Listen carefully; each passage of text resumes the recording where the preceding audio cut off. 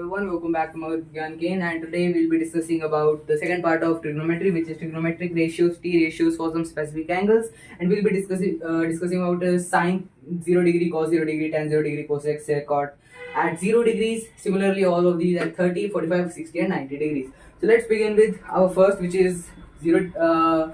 Well, we'll start off by 45 degrees, then we'll move to 30 and 60 degrees, then we'll do 90 degrees, and then we'll do 0 degrees. So let's take a look at 45 degrees.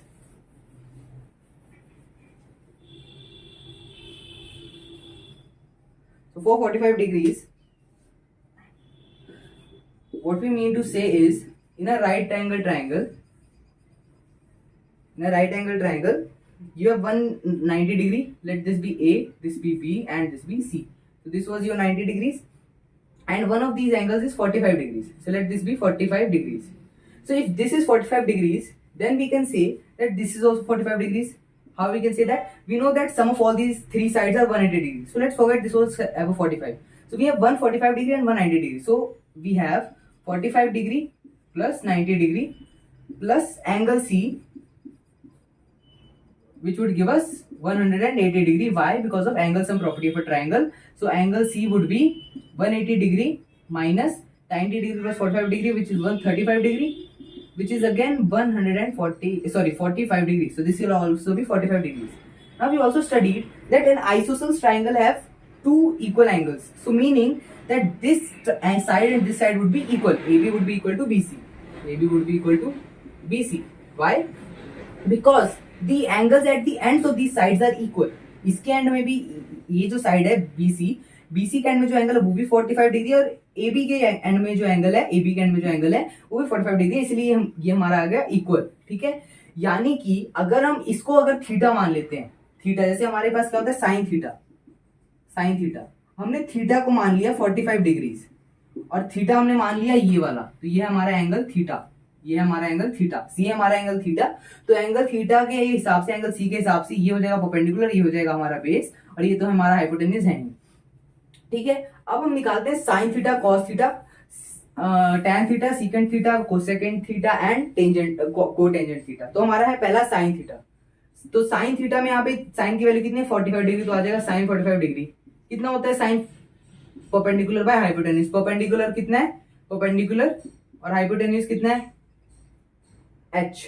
अब यहाँ पे एक चीज देखो कि तुम्हारा जो hypotenuse आएगा, ठीक है, पहले हम हाइपोटेन्यूज को कैलकुलेट कर लेते हैं. कैलकुलेट कैसे करेंगे? हमारे इन दोनों का रेशियो 1:1 आ जाएगा, p रेशियो b का रेशियो 1:1 आ जाएगा. क्यों आएगा? क्योंकि दोनों इक्वल हैं. तो हाइपोटेन्यूज कैलकुलेट कर लेते हैं. Hypotenuse is equal to √1x² plus 1x². अगर ये नहीं पता x क्यों लिया और ये कैसे आया, तो पिछला वीडियो देख लेना, उसमें बताया हुआ है. ठीक है, तो हमारे पास आ जाएगा √2x². तो x हम रूट के बाहर आ जाए तो x√2, ये हमारा हाइपोटेन्यूज का वैल्यू, ये x√2. ठीक है, हाइपोटेन्यूज की वैल्यू आ गई. अब हम निकाल लेते हैं साइन 45 डिग्री. कितना होता है परपेंडिकुलर बाय हाइपोटेन्यूज? परपेंडिकुलर कितना है x, हाइपोटेन्यूज कितना है x√2. तो x कैंसिल, कितना आ गया 1/√2. ठीक है, अब cos 45 डिग्री, ये cos 45 डिग्री होता है हमारा बेस अपॉन हाइपोटेन्यूज. बेस कितना है x, हाइपोटेन्यूज कितना है x√2, x कैंसिल 1/√2. ठीक है, अब हमारा अगला है आता है टेंजेंट.